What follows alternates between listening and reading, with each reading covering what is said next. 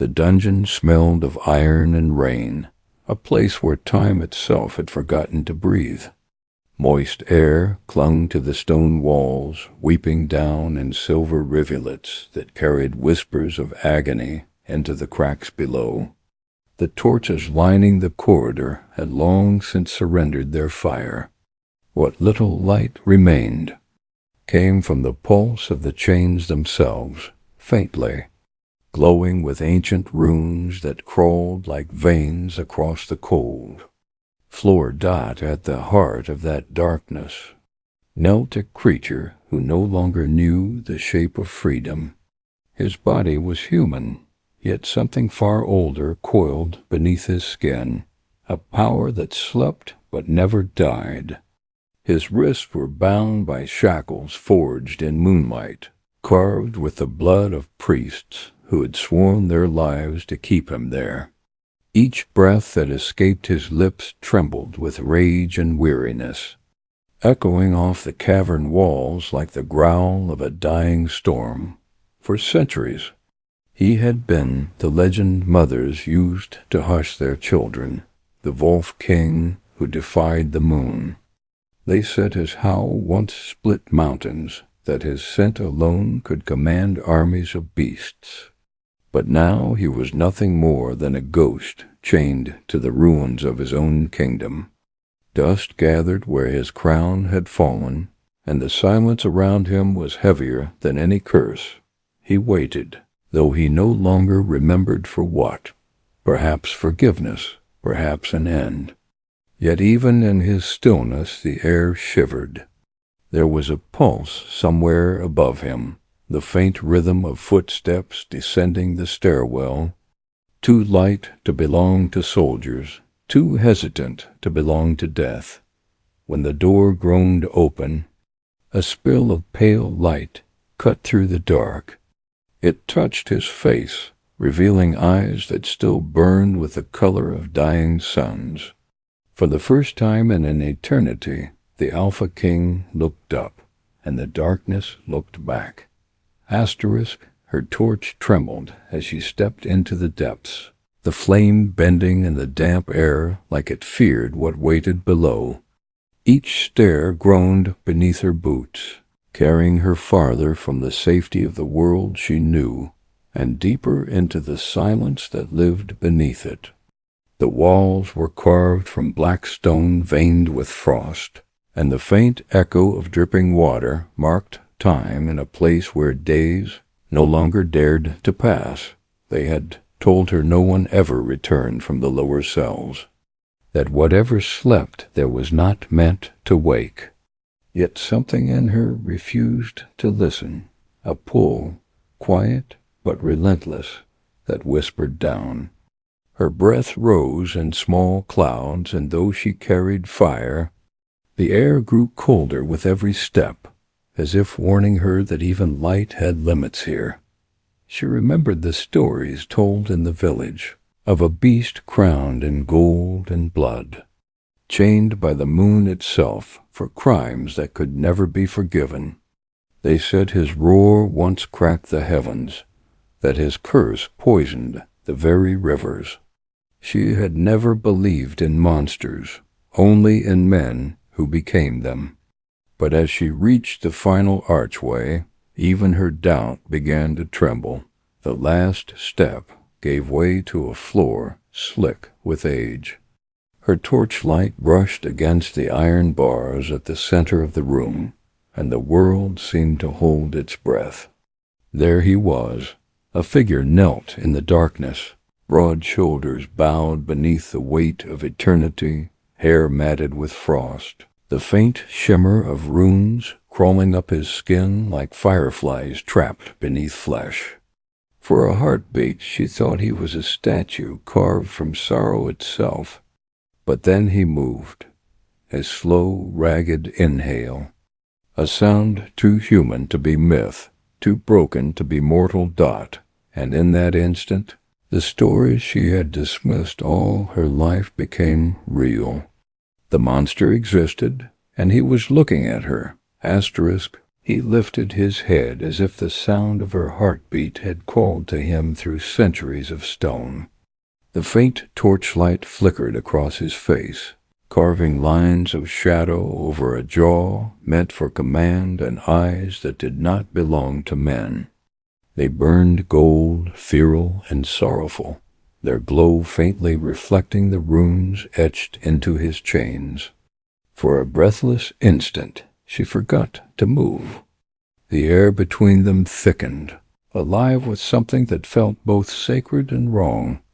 He watched her as one might watch the dawn after endless night, disbelief flickering into hunger, then into something deeper, something dangerous.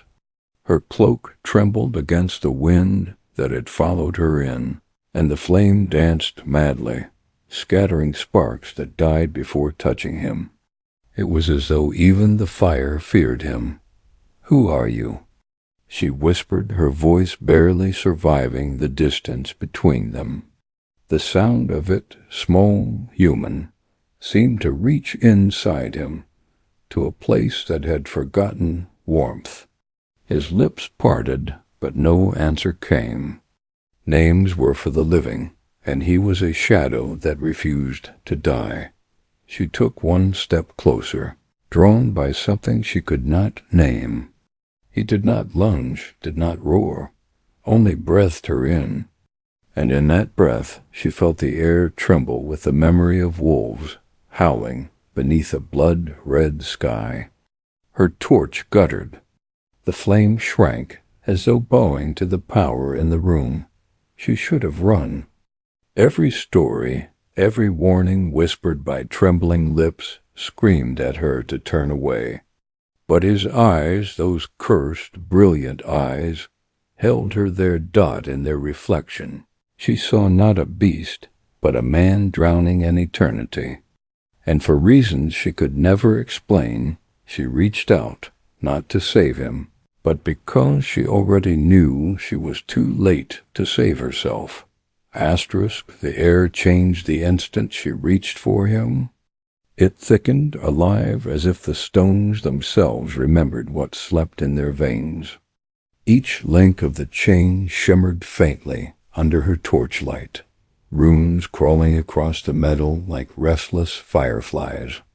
The closer she came, the louder they whispered soft, overlapping voices speaking a language that no human tongue had carried for 1,000 years. Her fingers hovered above the nearest shackle. Cold bled from it, biting deeper than winter. It wasn't merely temperature, it was the memory of every scream that had forged it. Somewhere deep within the iron, souls echoed. They warned her in murmurs that sounded like wind through graves. "Leave him. He is the end of everything you love." She wanted to believe the fear, to step back into safety. But the sight of his wrist's skin rubbed raw against the silver pulled her forward again. Pain lived there, yes, but so did dignity. Even in captivity, he knelt like a king who refused to bow to despair. That defiance drew her more powerfully than the whispers could push her away. Her hand trembled as she touched the first link. The rune flared, light bursting like moonfire across the walls. She gasped, pulling back, but it was too late. The chain had recognized her.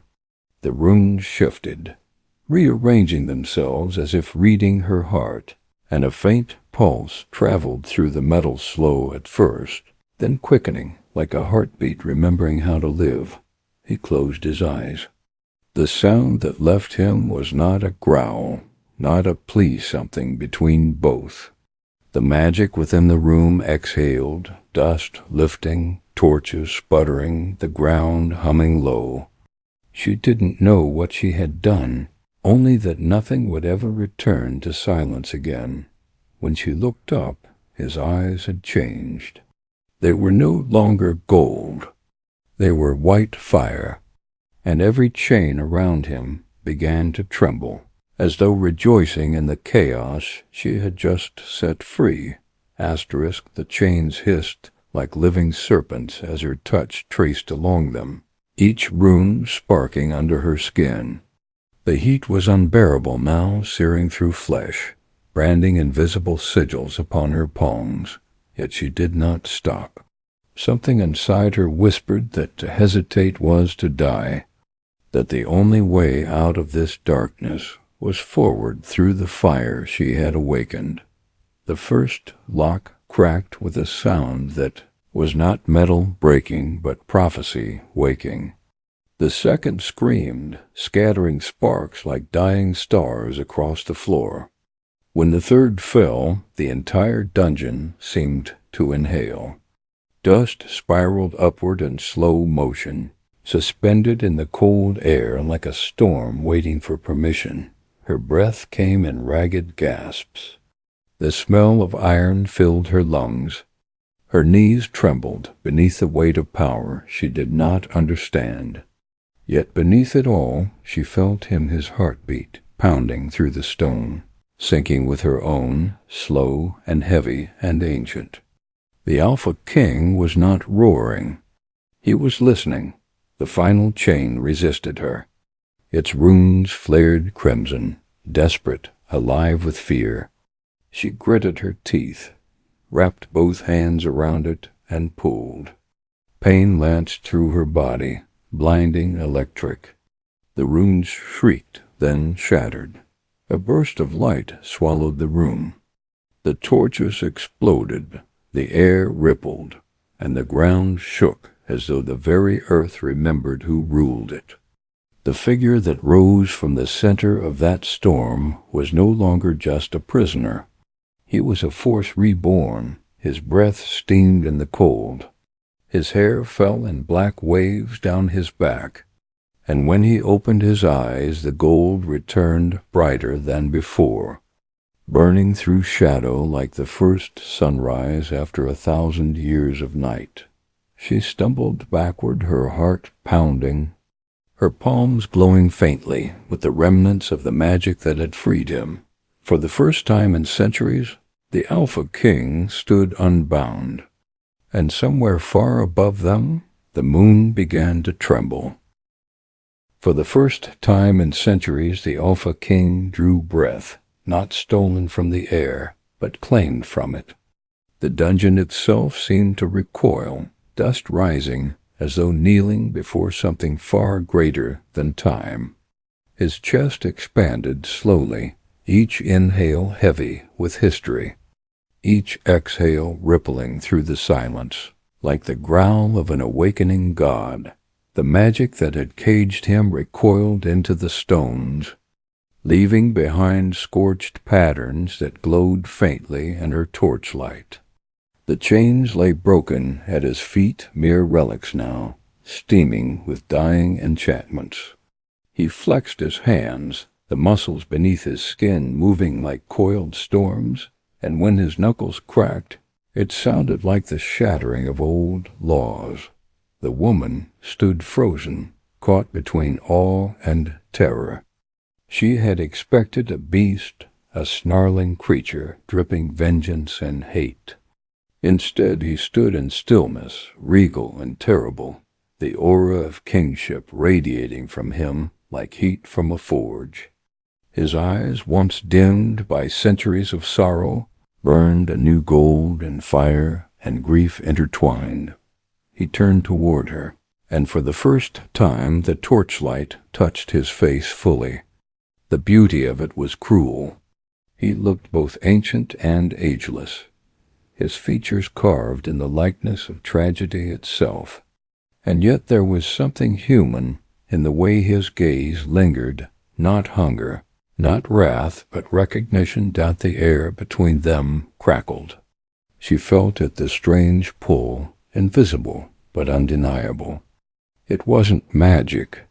It was something older, something the gods had tried to bury. He took one step forward, the floor trembling beneath his bare feet. The shadows clung to him as if afraid to let go. When he finally spoke, his voice was low, rough, and laced with disbelief. "You should not have come here." But beneath the warning was something else, something softer, breaking through the centuries of stone and silence. A sound almost like relief. Asterisk.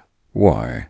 His voice broke the silence like a blade through glass, rough, deep, and trembling with something more than anger. It wasn't just a question. It was a demand from a soul that had waited lifetimes for an answer.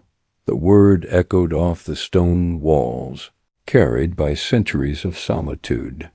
His breath steamed in the air, curling into the shape of ghosts before fading into the dark.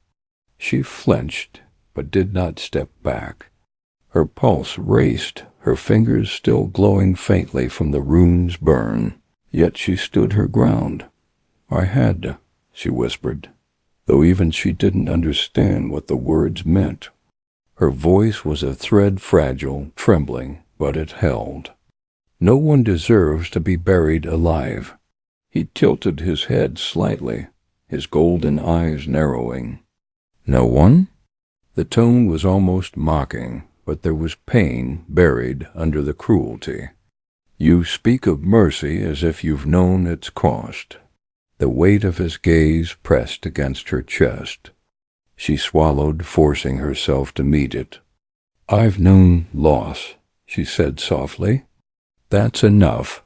For a moment, something changed in his expression, a flicker of recognition, a memory buried so deep it bled when touched. He took a single step closer, and the air shuddered between them. The scent of frost, iron, and something wild surrounded her. "You shouldn't have freed me," he murmured, his voice lowering to a whisper that carried more danger than a roar. "You've broken the lock on more than chains." Her heart stuttered. "What do you mean?" He looked away, jaw tightening. The faintest shimmer of light pulsed under his skin, like veins filled with moonfire. "The curse needed a bearer," he said at last, "and it always finds the one who pities it most." The torch sputtered. The flame bent toward him, and for the first time she realized she hadn't just freed him, she had traded places with the curse itself. Asterisk. When his hand brushed hers, the world stopped breathing. The air between them ignited not with fire, but with memory. Her pulse stuttered, her vision blurred, and for one impossible moment she felt the heartbeat of every creature that had ever howled beneath the moon. A light burst between their palms, cold and alive, wrapping their hands in silver veins that crawled up her arm like living frost. The runes from his shattered chains leapt onto her skin, carving themselves in spirals of pale blue light that pulsed with her heart. She gasped, but the sound was swallowed by the magic. The dungeon groaned, the walls bending inward as if the stones themselves bowed to the ancient bond forming between them. He stepped back sharply, his eyes wide with something close to fear. The glow beneath his skin dimmed, flickering like a candle fighting wind. "No," he breathed, voice trembling. "No, not you." But it was already too late. The light climbed her throat, branching like lighten beneath her flesh, until it settled at the base of her neck, where a mark bloomed, an intricate crescent formed of gold and frost. It pulsed once, twice, and then vanished beneath her skin, leaving behind only the faint shimmer of power. What did you do to me?" she whispered, clutching her arm. His voice broke as he answered. "I didn't choose this. The curse did." He looked at her, then not as a savior, not as a stranger, but as a mirror of his own damnation. The bond had recognized her, and in that recognition sealed them both. A gust of wind swept through the broken chamber, snuffing out the torch. The moonlight that filtered through the cracks above fell over them, both her trembling form and his scarred face binding their shadows together into one. And somewhere in the distance, a wolf howled not in hunger, but in warning. He stumbled backward as if struck, his breath hitching in a way that seemed impossible for a creature carved from storms. The light faded from his eyes, leaving behind the raw reflection of horror. "You shouldn't have touched me," he rasped, each word a tremor of regret. The sound of it echoed off the stone, carrying a weight far older than either of them. The chains around them had fallen silent.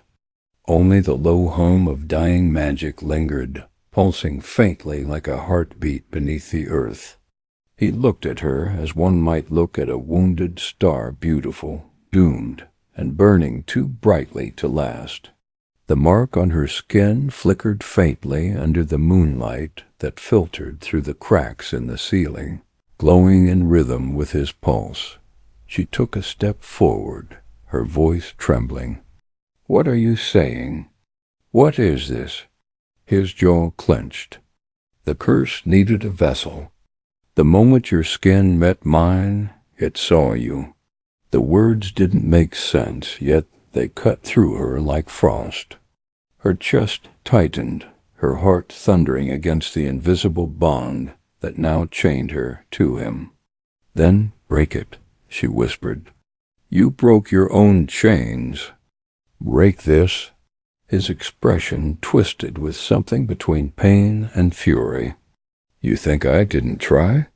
he said quietly, almost pleading. "I tore through centuries, slaughtered gods, begged the moon that made me, but it doesn't listen. It never listens." He turned away, his hand pressed against the wall as though trying to hold the world together. The faint tremor in his voice betrayed him. "Do you feel it?" he asked softly. She hesitated, and then she did.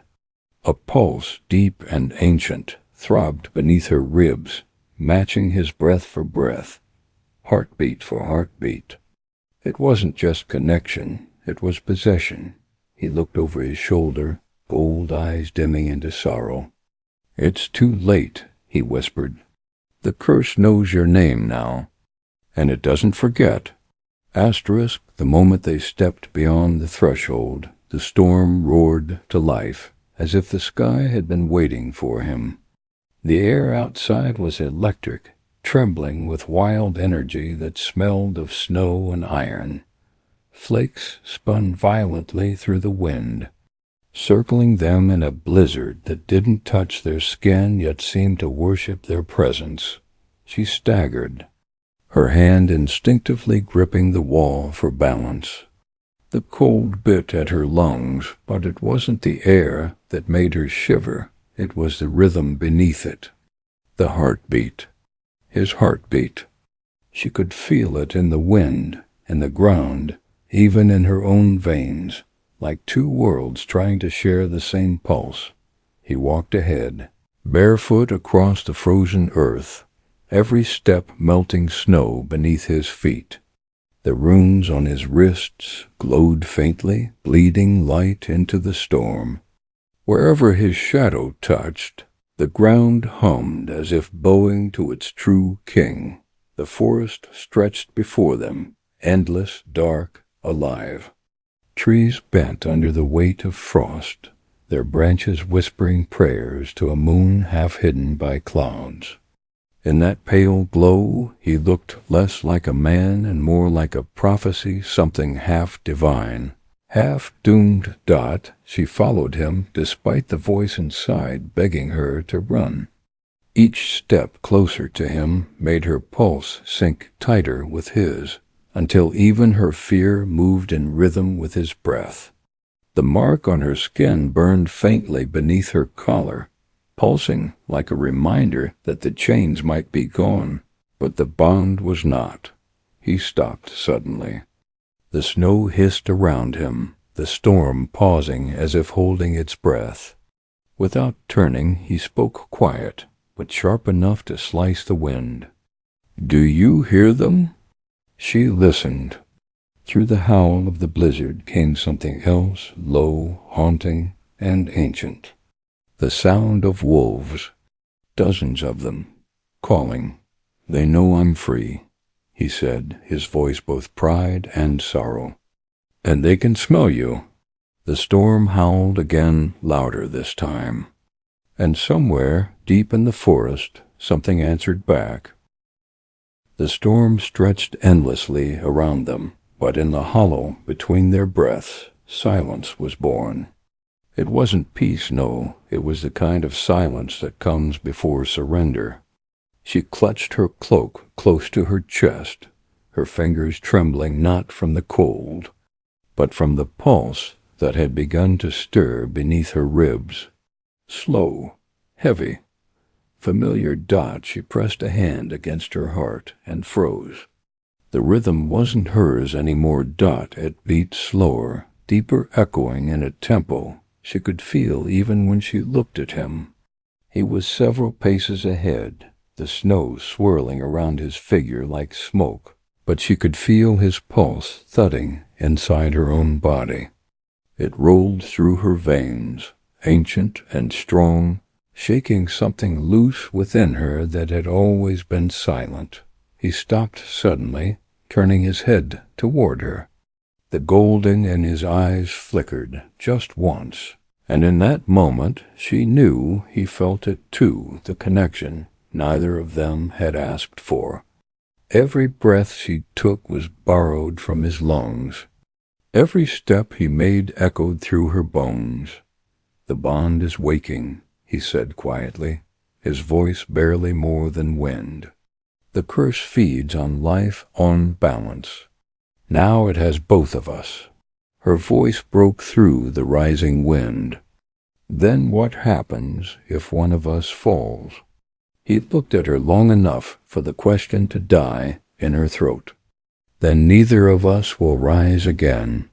For a heartbeat, the world seemed to tilt. The snow shifted beneath her feet, the sound of wolves growing louder, circling unseen. The pull inside her chest tightened like invisible threads wrapping around her heart. He turned away sharply, his breath visible in the moonlight. "Stay close," he ordered, though his tone was more plea than command. "If you stray too far, the curse will remind us what distance costs." And when he started walking again, she followed, not because he told her to, but because she no longer could choose not to. Asterisk nights passed, though neither of them could tell where one ended and another began. The forest existed in a world between time half frozen, half dreaming.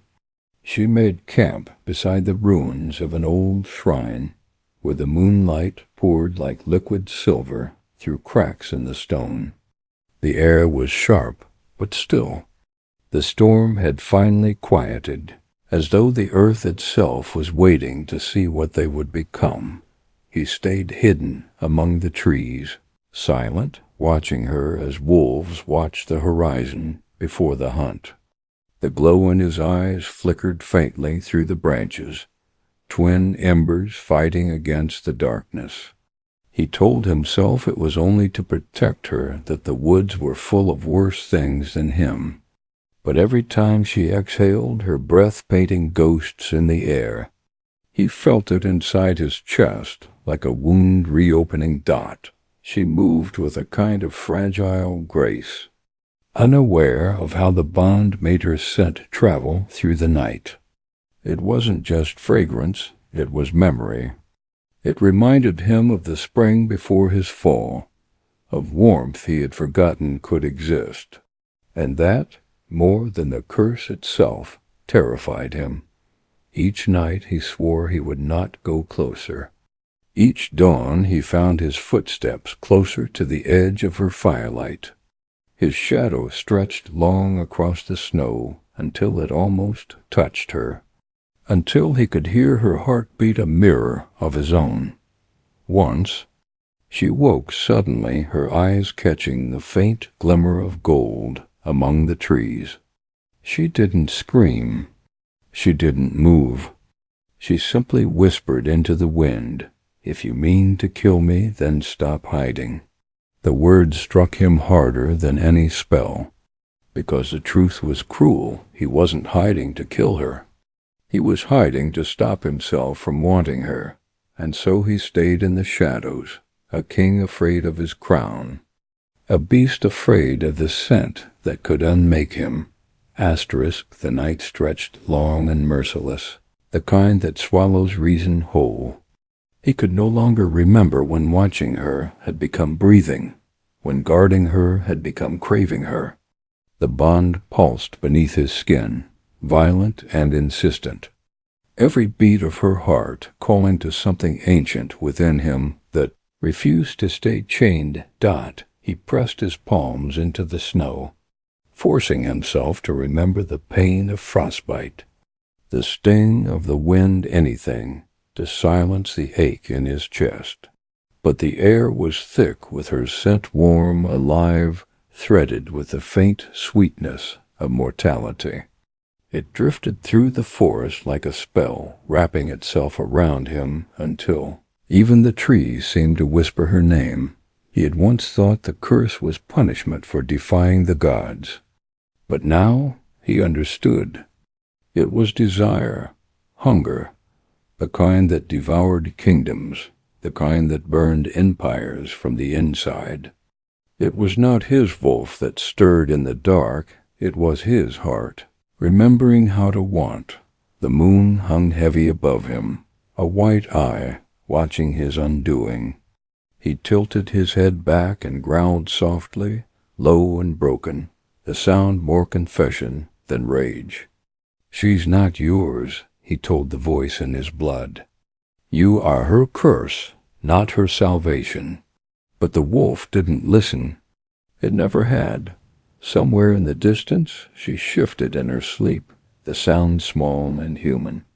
His head snapped toward her instinctively, muscles tensing, senses flaring.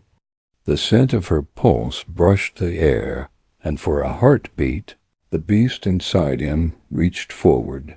He caught himself just in time, claws receding, breath ragged.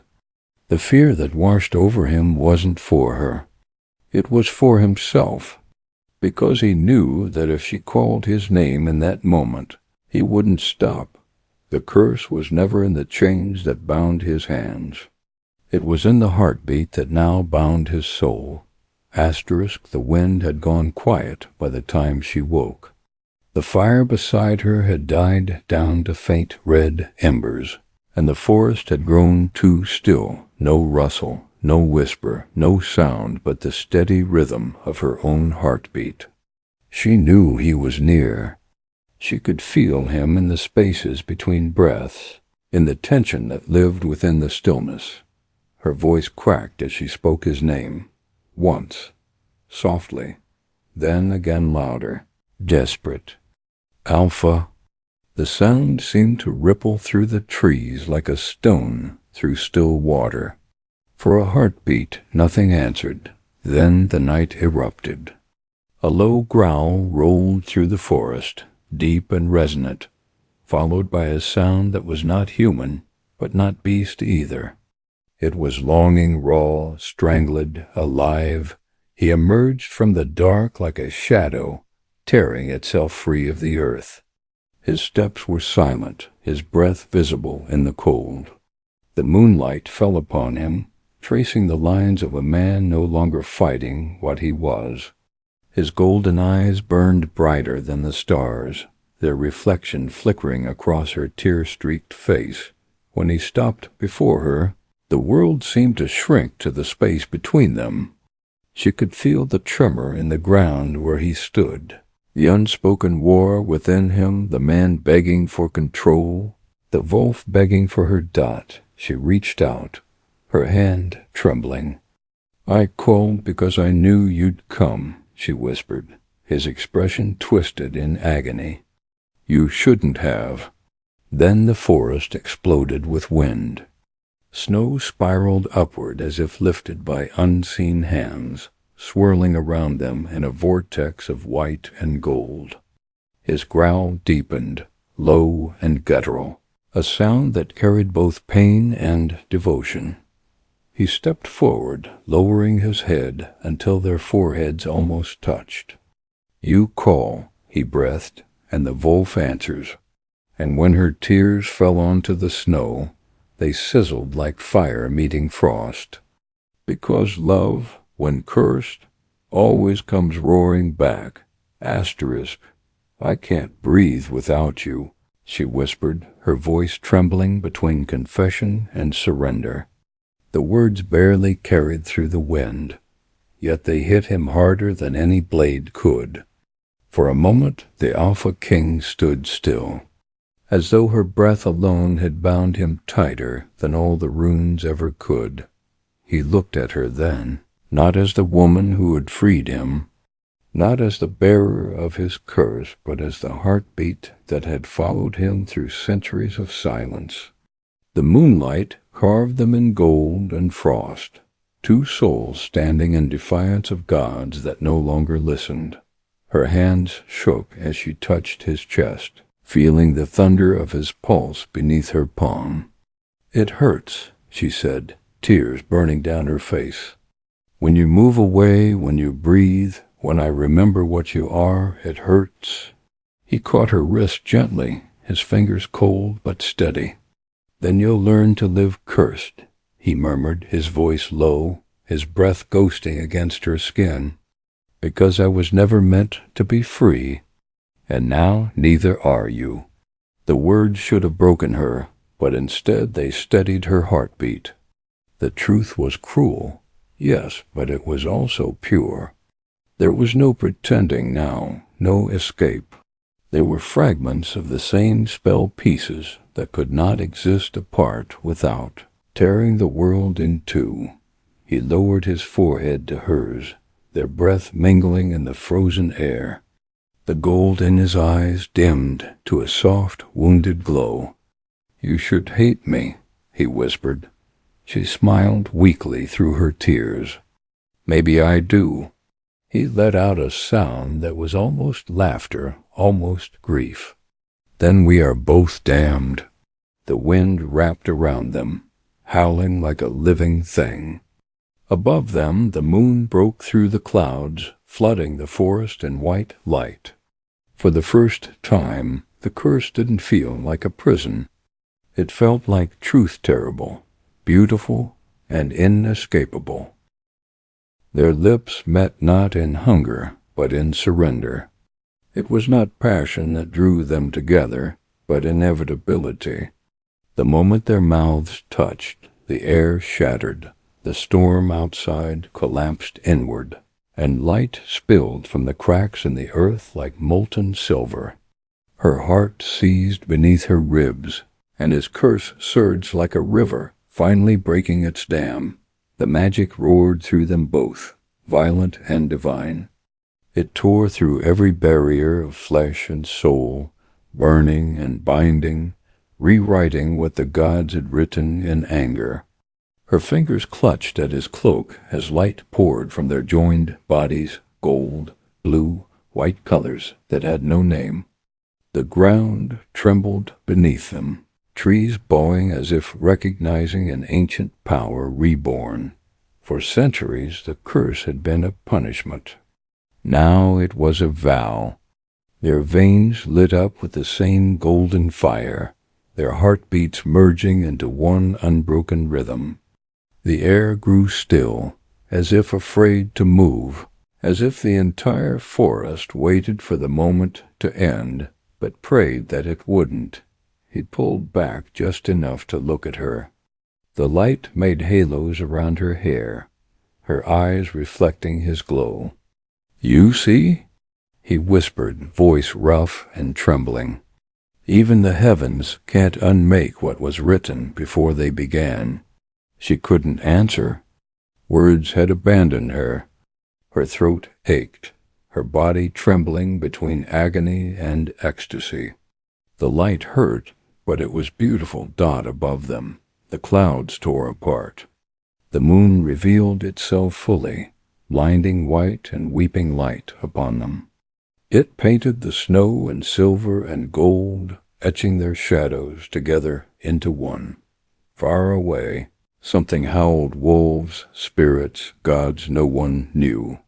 But their cries echoed the truth of what had just happened. The curse was complete. Heaven had turned away, and the earth at last bowed to its king and queen. The light faded slowly, reluctantly, as if the heavens themselves didn't wish to look away. What remained was silence pure and terrible. The snow had stopped falling, and the air was thick with the scent of iron and frost. The glow beneath their skin dimmed to embers, and when the world finally stilled, he realized what he had done.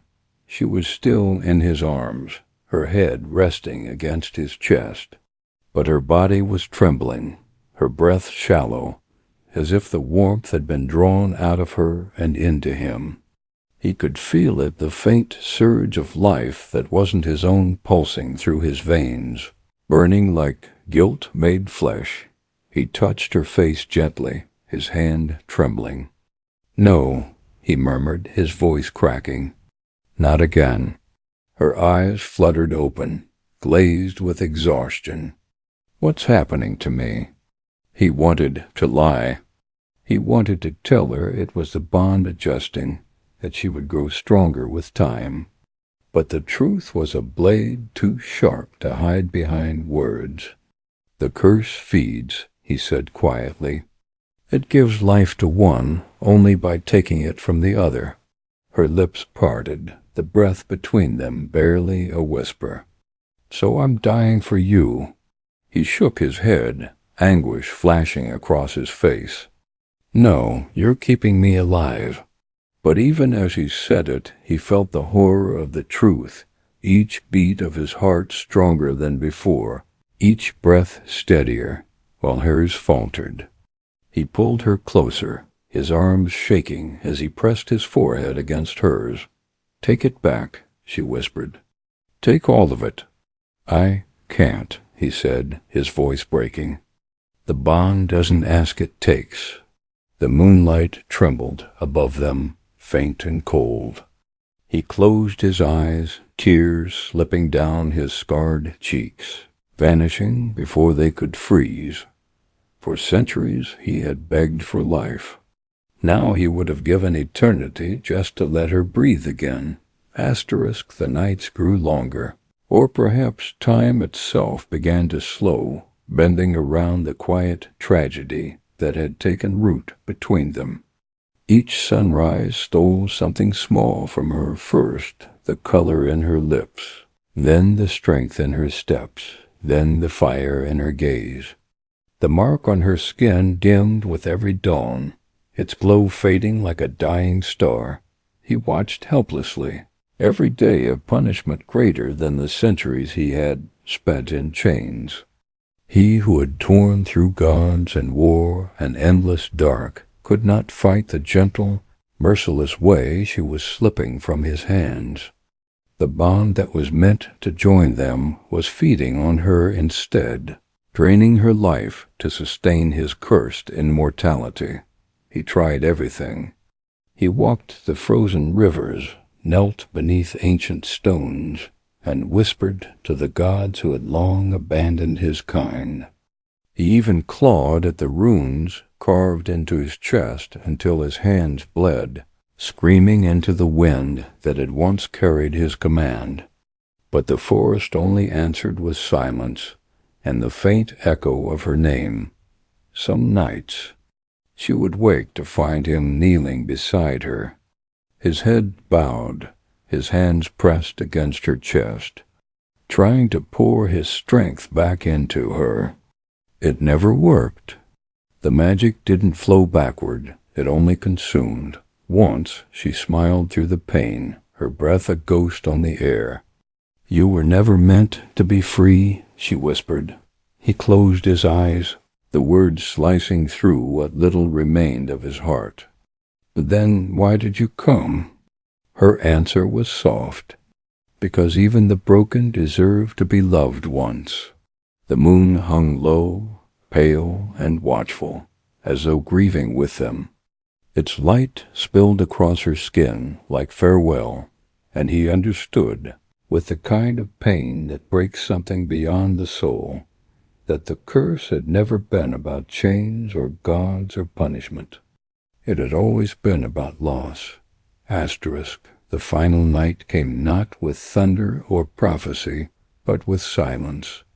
The kind of silence that feels like the world holding its breath before it forgets how to breathe at all. The fire had gone out hours ago. The forest no longer moved. Even the snow refused to fall. It was as if time itself had paused out of mercy. She lay in his arms, her body frail and weightless, her pulse a whisper that came and went like the tide. Her skin glowed faintly under the moonlight, but it was not life that made her shine. It was the curse, burning what little remained. He held her as though the right embrace could keep her from slipping through his fingers. But deep down he knew she was already half gone. Her eyes fluttered open, soft and glassy, and a fragile smile touched her lips. "You once told me the curse takes what it needs," she said faintly. "Then let it take me." He shook his head, tears trembling down his face, freezing against his skin. "No, you freed me. I won't let it have you too." She reached up, her hand weak but steady, brushing her fingers against his cheek. "You were never meant to be free," she whispered. "That's what the gods feared. Not your rage, but your love." His throat closed around the ache. "Don't ask me to lose you. I freed you once," she said, her voice barely audible, the edges of her words unraveling with each breath. "Now free me." He looked toward the moon, its light sharp and cold, and for the first time in centuries he prayed not for himself, not for vengeance, but for peace. And the forest answered. The wind rose. The broken chains scattered in a circle of gold dust. Light began to coil around him once more, not as prison, but as promise. He pressed his lips to her forehead and closed his eyes. "Forgive me," he whispered, and with that, the Alpha King gave himself back to the chains so that she could live. When dawn came, it arrived like a secret the world had promised never to tell. The first light broke through the clouds softly, almost tenderly, touching the forest floor with shades of pale gold. Snow drifted down again, not in fury this time, but in mourning.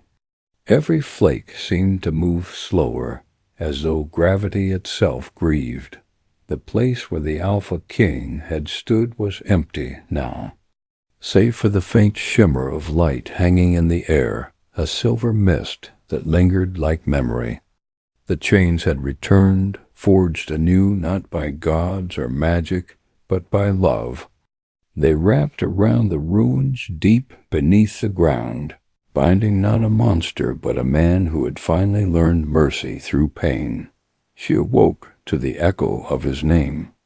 The mark on her neck still glowed faintly, but its pulse was her own again. The heaviness in her chest was gone, replaced by a silence that felt both beautiful and unbearable. For a long moment she couldn't move. Her hands pressed against the earth, still warm from where he had fallen.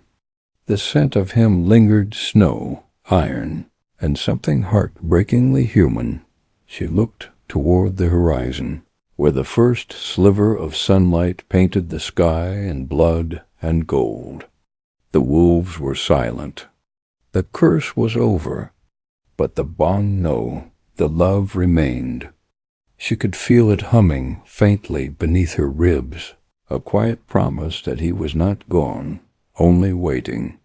Far below, in the ruins where no mortal dared tread, The Alpha King slept again.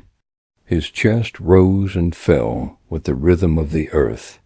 Around him frost bloomed in patterns of moonlight, each one bearing the shape of her name. And above him the chains glowed faintly, not in warning, but in peace.